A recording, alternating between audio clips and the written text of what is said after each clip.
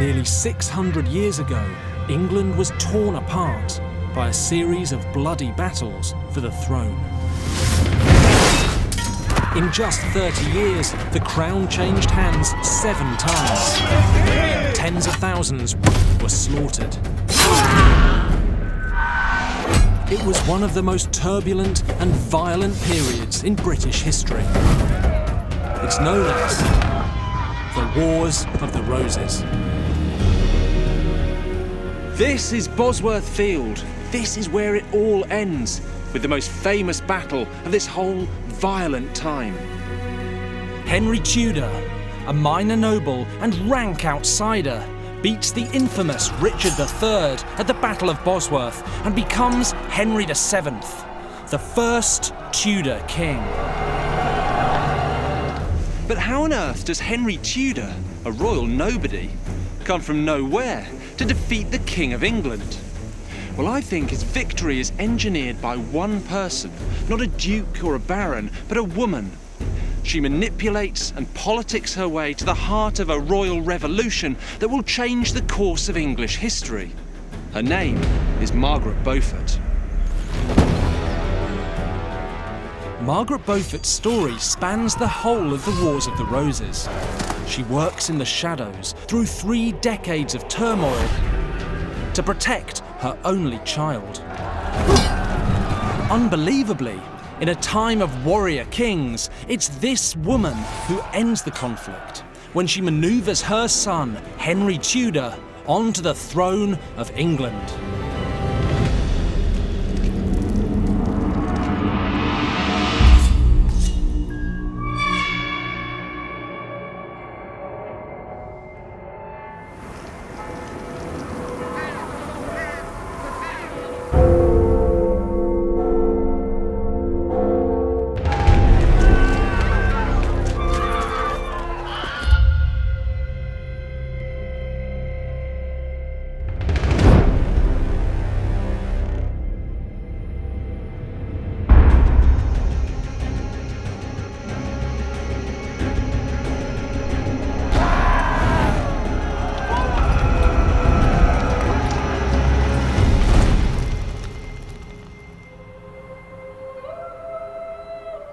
As England descends into bloody chaos, in a windswept castle in Wales,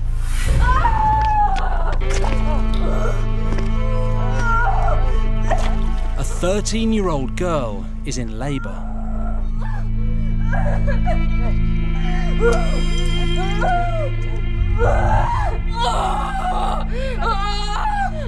Even by medieval standards, Margaret Beaufort is obscenely young to be pregnant. Come forth.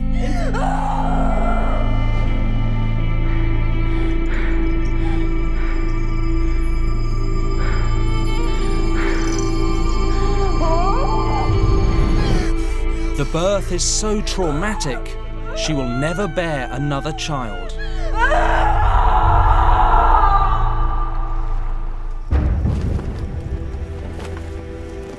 All her hopes are bound up in this one baby boy. She christens him Henry Tudor. This 13-year-old girl and her baby son will change the face of England. Right from the start, Margaret and her son are in a struggle for survival.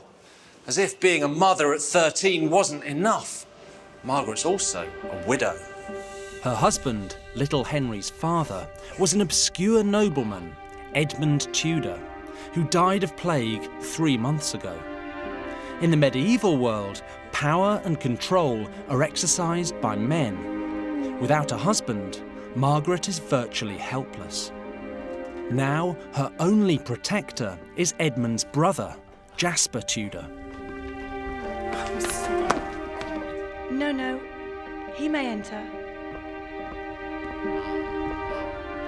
But Jasper's power to protect her is limited. May I?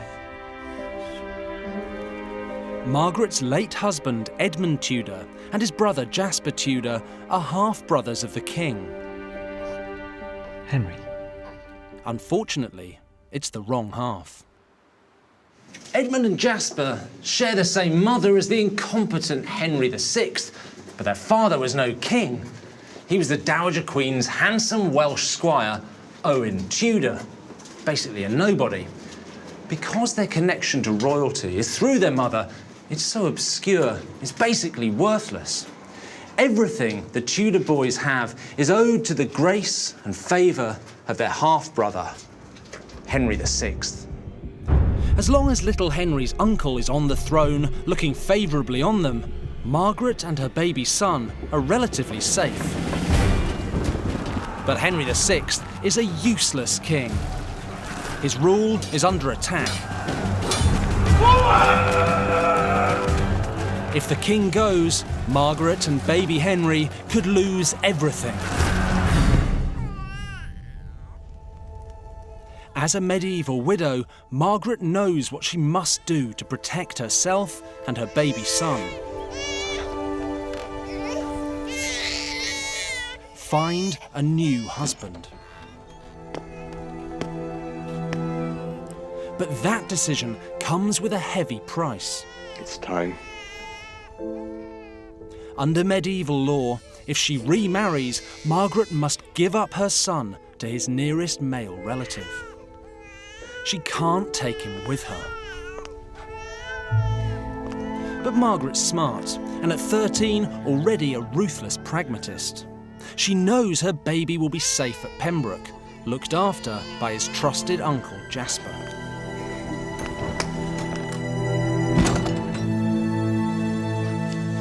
Just 2 months after Henry's birth, with Edmund barely cold in the ground, Margaret rides out from here with Jasper to find a new husband. And that's pretty extraordinary. She's practically a child. She's just been through a traumatic birth, and she's riding through a plague-ridden and politically unstable land. Plus, as a medieval woman, the job of finding her a husband would normally be down to her guardian. So this is someone who wants control of her own destiny. And what she really wants is the power and the influence to protect herself and her son. She's got the perfect match in mind. In January 1458, after the bare minimum period of mourning, Margaret marries her second husband, Henry Stafford.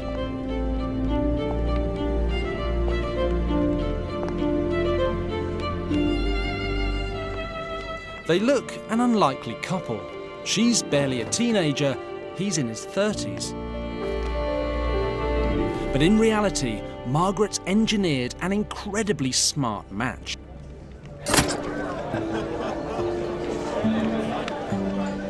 As a man from an important noble family, Stafford's got power, but as a second son, almost no money. Margaret is the sole heir to the Beaufort fortune. She's loaded, but as a woman, she's powerless. Together, they have the essential ingredients to prosper in the medieval world: money and power. This makes it a marriage of mutual respect, even affection. This is quite a turnaround for Margaret. Her estates are flourishing, she's in a successful marriage, and her son is secure. But then, just 3 years into her marriage, her comfortable life is turned upside down.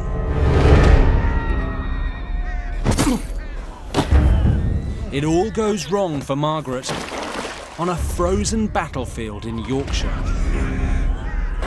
Henry VI's army is annihilated. Now there's a young and charismatic new king. Edward IV. Long live the king! Long live the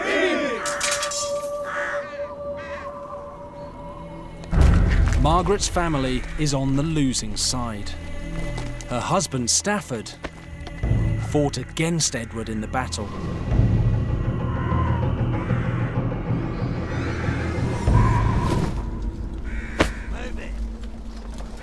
He's lucky to escape with his life. And it just gets worse for Margaret. Pembroke Castle, where her son lives with his uncle Jasper, is taken by Edward's men. Jasper escapes.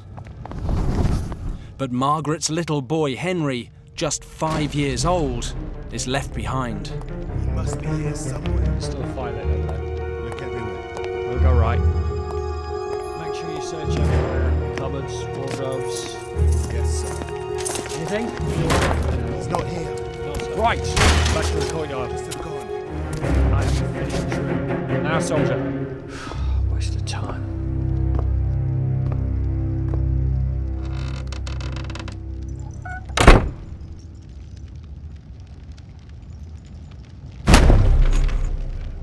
Got you, boy. Long live the king!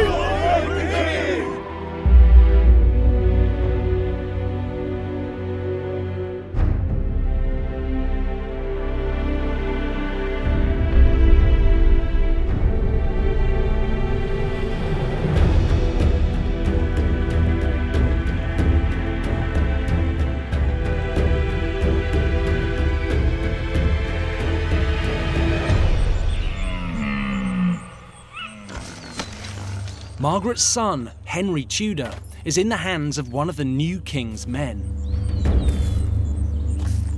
As a noble child, he is at least being honourably brought up and is safe from harm. But separated from his family, he's effectively a prisoner. And worst of all, the new king strips little Henry of all his lands. The thing to understand is that in the Middle Ages, land means security. It brings you power, it makes you important. Ultimately, it protects you. Without his lands, Henry's position is increasingly shaky, and Margaret knows it.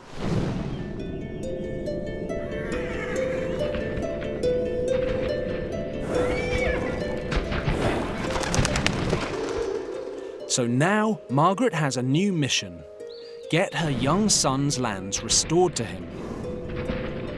To do that, she must turn her enemies into allies and ingratiate herself with the new king, Edward IV. This can't have been easy for Margaret. She was allied emotionally and physically with Henry VI. After all, her son is his nephew. And now, in order to protect her son, she has to cozy up with Henry's mortal enemy. Her husband Stafford swears loyalty to the new king and gets them both a pardon.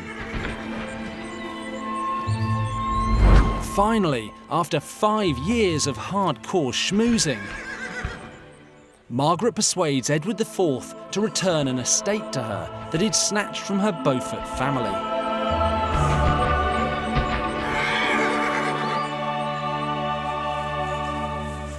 This is what remains of Woking Palace, a place we know was very dear to Margaret's heart. Now, today, it's just a few brick walls, but in its time, this was a huge and sprawling manor house. Now, the fact that Margaret was allowed all of this splendour and wealth in an age where land equals power is a sign that she'd finally persuaded King Edward IV that he could trust her. 2 years later, always keen to promote her interests, Margaret and her husband Stafford invite Edward to Woking for a hunting party.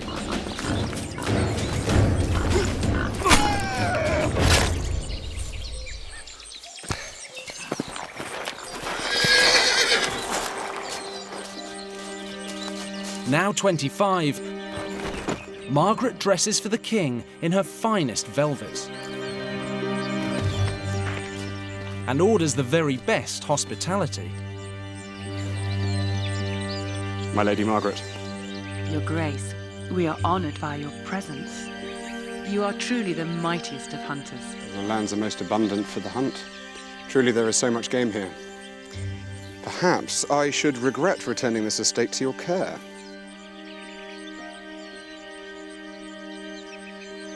But I do not believe it could be in more loyal hands. Margaret must be feeling pretty confident that the restoration of her young son's lands can't be far away. But then, barely 9 months later, everything's turned on its head. Edward IV falls out with his most powerful ally, the Earl of Warwick. Your move, cousin. Your Majesty, Warwick's troops are close. They've come in through the east gate. Warwick stages a coup. The king is forced to run for his life from Warwick's men. On October the 3rd, 1470, Warwick releases Henry VI from the Tower. Long live the king! And, unbelievably, puts him back on the throne. This is an incredible opportunity for Margaret, and she seizes it with both hands. With her son's uncle back in power, this is Margaret's chance to get her boys' lands back. So without missing a beat, she heads straight to London and comes here, to the Palace of Westminster, to sort things out with the king himself. But after cozying up to Edward IV, the bloke who kicked Henry off the throne, this is a risky play. My Lady Margaret.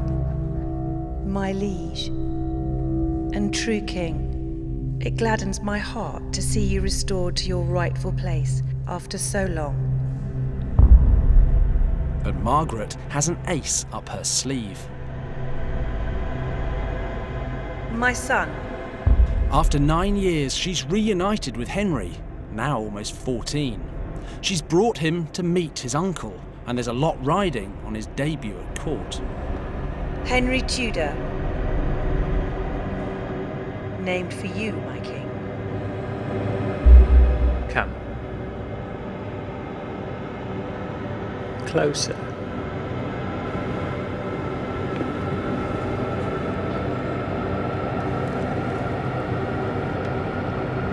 Out of the blue, Henry VI makes an astonishing prediction about his young half-nephew.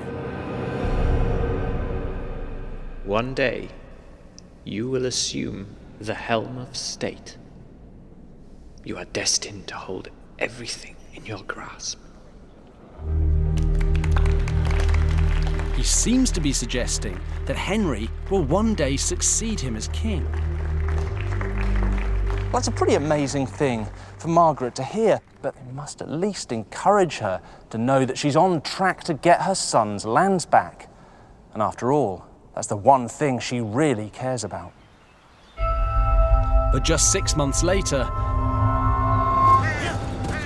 Margaret's world is turned upside down. Yet again. Margaret's here at Woking when she receives this letter from her husband, Henry Stafford. Now, the original is at St John's College, Cambridge, and is a mere scrap of paper, hardly legible. But when we blow it up to this size, you can see it's been written in a real hurry. It's in Stafford's own hand. And he says, "I bequeath my soul to Our Lady St Mary and to all the holy company of heaven, and my body to be buried whereas it shall best please God that I die." So this is Stafford's very hastily made will, and the fact that he's sending it here to Margaret is incredibly poignant, because he's sending her a message. He's telling her that he's going into battle and he might never make it home.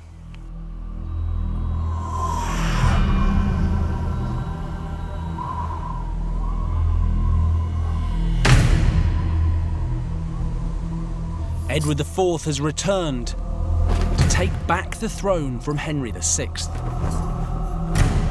Stafford swore loyalty to Edward to protect his family. Now, he's got to make good on that promise. This is a nightmare for Margaret. She's caught between her loyalty to Henry and her husband's pledge to Edward. On the 14th of April 1471, Stafford goes into battle alongside Edward at Barnet to crush the man who put Henry VI back on the throne, the Earl of Warwick.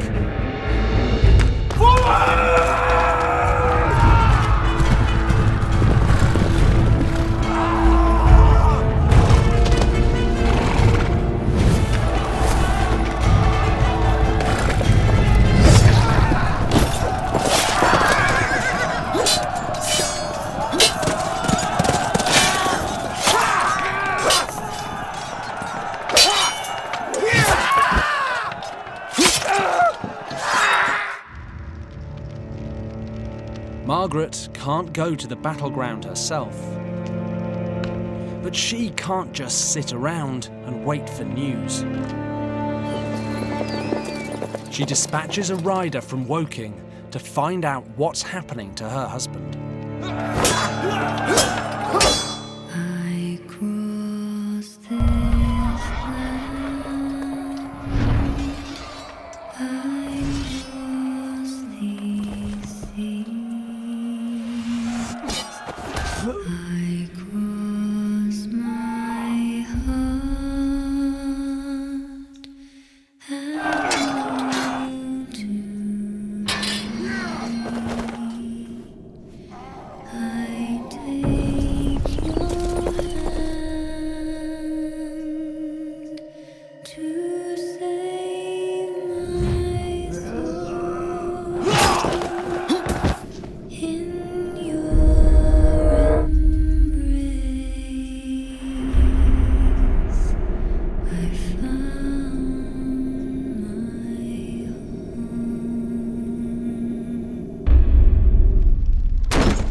When Margaret's rider returns, he brings grave news.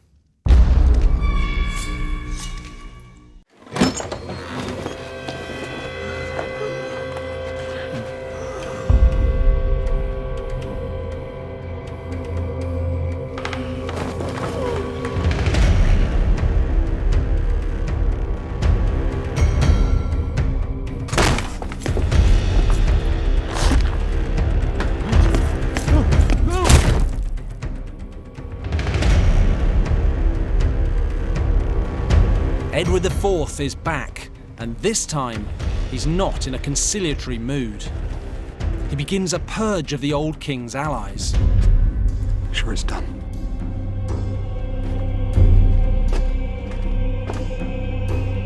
He has two of Margaret's closest relatives put to death.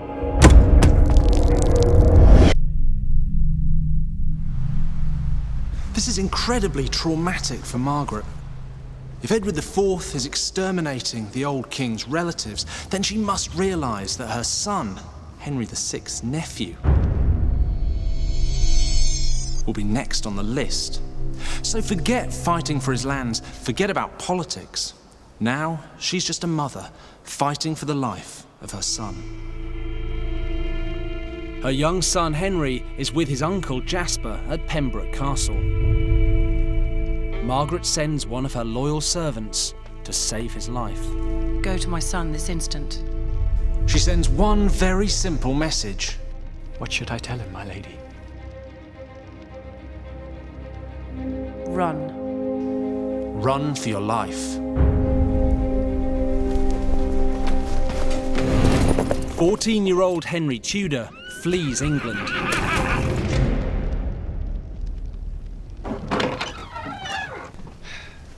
My lady. Is he safely gone?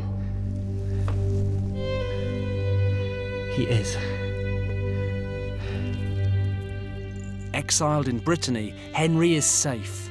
But Margaret has no idea if she will ever see her son again.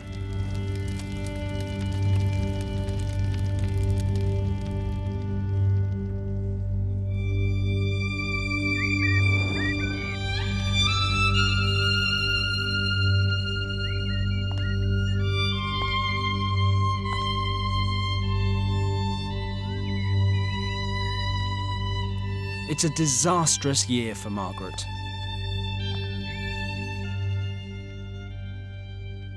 She not only loses her son, she loses her husband.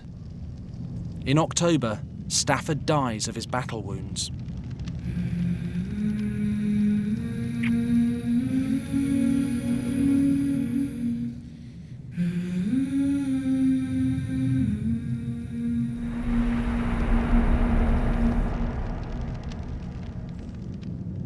At the age of 28, Margaret is a widow for the second time. She is alone and vulnerable. She's already lived through 3 regime changes and 2 husbands. Every time she blinks, the world around her changes. But her mission hasn't. Save her son save herself. Well, her son's safe in exile. Now she needs to survive too. She does what she always does, takes a deep breath and makes the pragmatic call. She's faced with the same problem she had as a 13-year-old widow. She needs security. She needs protection.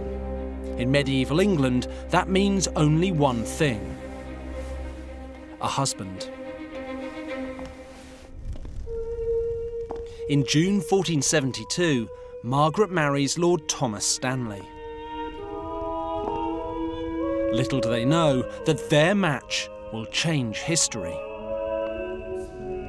Unlike her previous husband, Stanley is immensely rich. But that's not really what Margaret's interested in. She's got enough wealth of her own. What she wants is Stanley's influence, because Stanley is steward to Edward IV's household.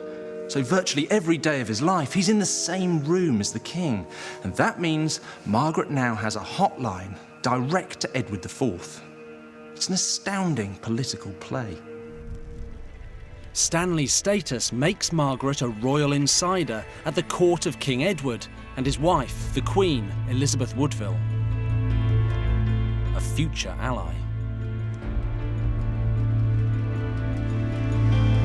For 11 years, England enjoys a period of unparalleled stability under Edward. Margaret takes every opportunity to ingratiate herself with Edward. Fine move, Your Grace. 10 years after marrying Stanley, Margaret, now 40, finally manages to get what she wants for her son. We wish it known that Henry Tudor, called Earl of Richmond, shall receive a settlement of land from his mother, the Countess of Richmond, to the value of 600 marks. An official agreement with the king himself Provided that he for her returns in son to France. have his lands back and return to court. To be in the grace and favour of His Majesty. Margaret must be ecstatic. After 20 years, her charm offensive has paid off. This is Henry's ticket home. But life in the Wars of the Roses turns on a dime.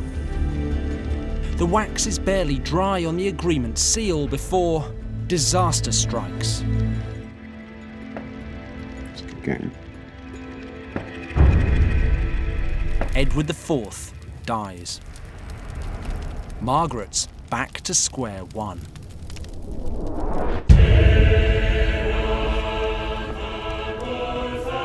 Three months later, England has a new king. Edward IV's younger brother, Richard. On July the 6th, 1483, Richard III is crowned King of England here at Westminster Abbey. It's the denouement to one of the most shocking and controversial pieces of political skullduggery imaginable. Richard has snatched the crown from his nephew, Edward IV's 12-year-old son, and locked him and his brother up in the Tower of London. Richard ropes Lord Stanley and his wife, Margaret Beaufort, into the coronation. She carries the new Queen's train. He carries the King's mace. Because Richard needs to shore up his dodgy claim to the throne.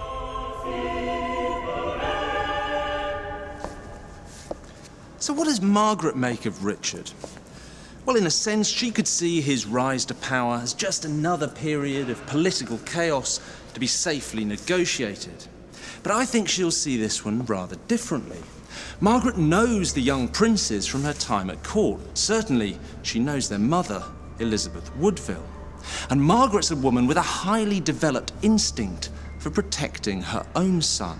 So I think she'll see Richard as her most dangerous opponent yet. By September 1483, pretty much everyone believes that Richard has had his nephews, the princes in the Tower, murdered.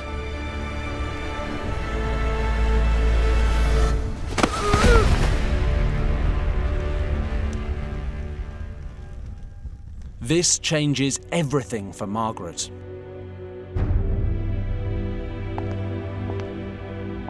Richard is a child-murdering tyrant who could turn on anyone.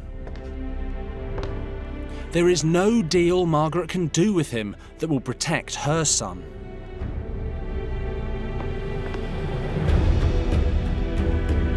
Now that Margaret can't fall back on simple politics, she's forced to think more radically. She could run away and live in exile with her son. She could stay, keep her head down and never see her son again. Instead, she thinks way outside the box and comes up with an absolutely breathtaking idea. Richard must go, and she has the perfect replacement, her son, Henry Tudor. It sounds crazy, but there aren't really any alternatives. Almost everyone else on the royal line has died or been murdered. Margaret starts to sniff out potential allies. Richard has made so many enemies, she's spoiled for choice.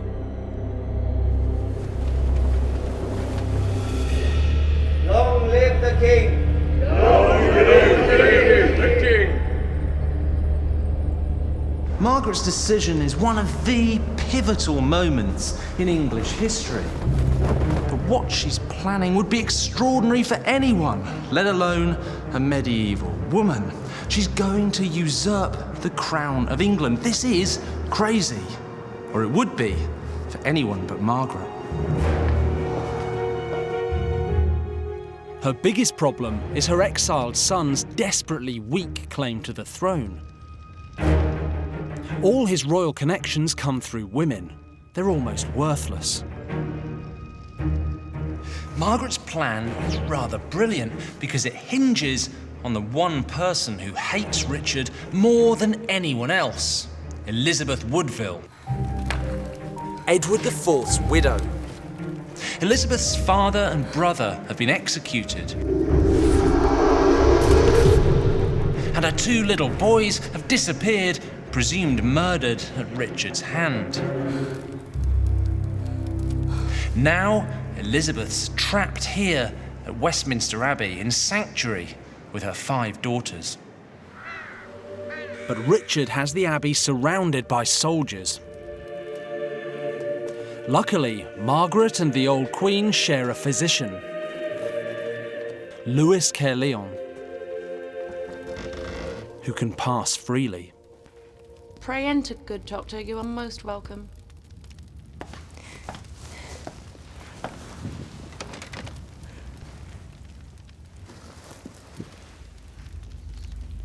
Caerleon puts Margaret's proposition to Elizabeth. Margaret wants to plug her son into the royal family. Her idea is to marry Henry Tudor to Elizabeth's daughter by Edward IV, Elizabeth of York. Unite the English nobility and make their children king and queen. The old queen accepts, and the deal sets in motion a sequence of events that will end in blood. The only question is, whose? In late September 1483, Margaret sends a great sum of money to Henry in France to fund an invasion. Wait!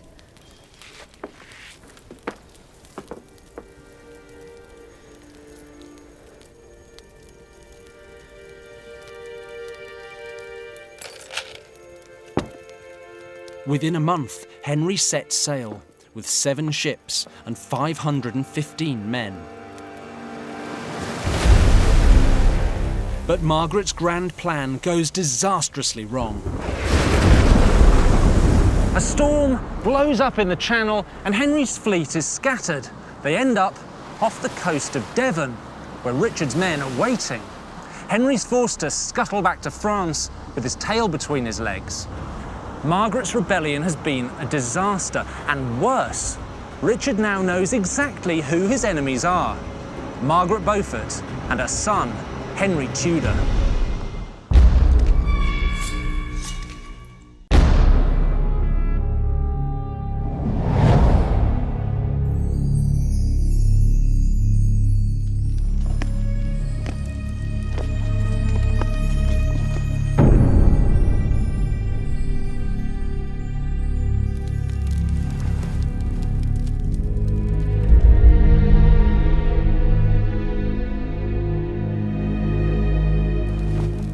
Richard orders Stanley to isolate his wife, remove all her servants, and prevent her communicating with her son.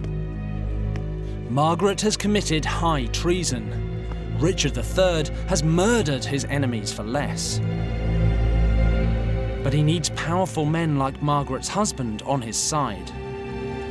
In the end, what saves her is her smart marriage to Stanley.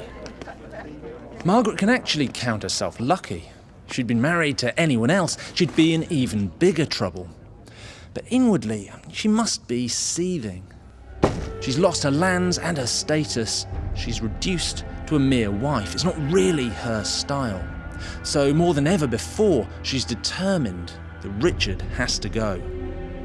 And Margaret's not the only one thinking that way. Richard has stripped her rebel allies of their lands and titles too. Now in exile, they have nothing left to lose and no way back as long as he's on the throne. After the failure of the rebellion, most of the nobles involved fled straight into the waiting arms of Henry Tudor. Now, he's effectively set up an alternative royal court in France, with him at the centre. The failed rebellion certainly hasn't dented Henry's confidence, as evidence here at the British Library reveals. This is a 17th century copy of a letter originally sent by Henry Tudor to his supporters in England, and it's a passionate call to arms in what he describes as my just quarrel against the unnatural tyrant, Richard. But what's really interesting is the way he signed himself. It's an H and an R, and the H is obviously his name, but R stands for Rex. He's calling himself Henry the King. Margaret's work preparing her son to be king has clearly paid off. He's primed. All she has to do now is pull the trigger. She sends a message to Henry to land in Wales. She'll have money and men waiting for him. On the 7th of August 1485, loyal servant Christopher Urswick is sent to Margaret by her son. But he hasn't come from France. He's come from the port of Milford Haven in Wales. Henry's back, with an army. To avoid Richard's men in South Wales, Henry marches north, then east. He crosses into England via the River Severn here at Shrewsbury. When he reaches the city gates, Margaret sent Urswick back to him. In mid-August, Urswick reaches Henry with a huge amount of money from his mother to pay his soldiers. This is open defiance of Richard's orders. Stanley is supposed to be keeping his wife under house arrest. Instead, she's been doing absolutely everything she's been banned from, using her servants, communicating with her son, directing his insurrection. Margaret's husband's status won't save her from Richard a second time. She knows that soon she'll either be mother of the King of England, or they'll both be dead.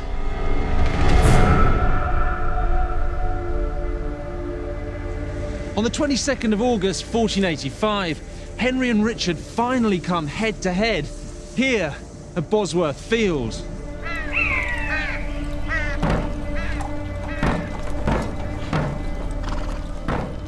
Henry has an army of around 5,000 men, but Richard has him comprehensively outnumbered with as many as 15,000 troops. Watching over the battleground is Lord Stanley with his brother William and 3,000 men. Waiting for their moment. Nobody knows which way they will side.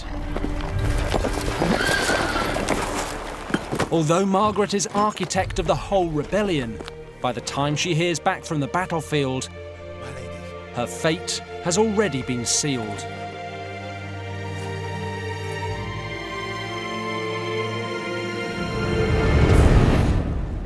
The battle began early. Henry seized the initiative, and his troops marched along this track at first light, leaving Richard's men scrambling into battle order. The fighting is ferocious. Both Richard and Henry are in the thick of it.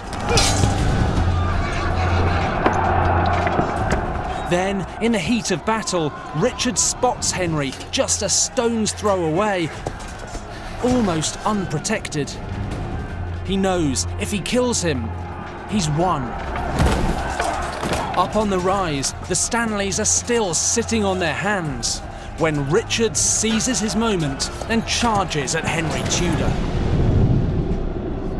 In the next minutes, the future King of England will be decided. And there's a delicious irony to what happens next. Even though Margaret was absent from the field, the battle hinged on her actions, because she'd turned her husband Stanley to Henry's cause. And it was Stanley's intervention that decided the outcome. Richard is only seconds away from Henry when the Stanleys finally make their move.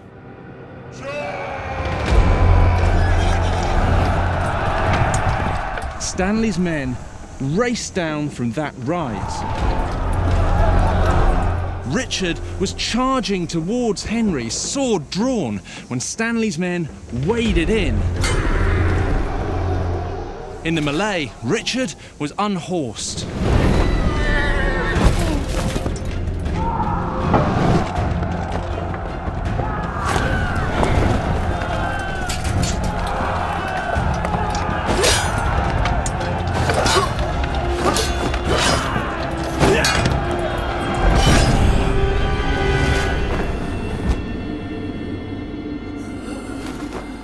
The end was quick, and it was brutal.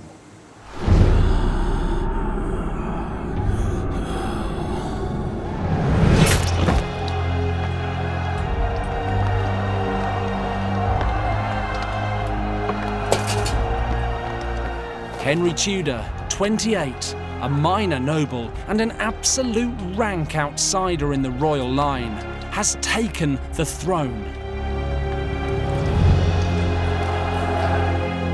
Margaret Beaufort has triumphed.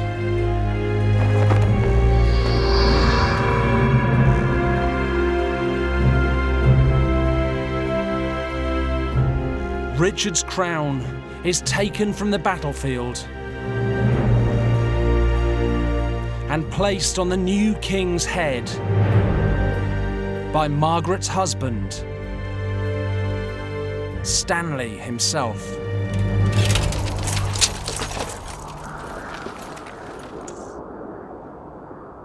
Long live the King! Long live the King! Margaret Beaufort is mother of the King of England.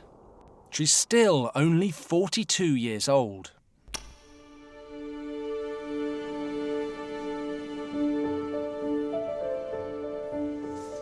Margaret protected herself and her son through one of the bloodiest periods in our country's history.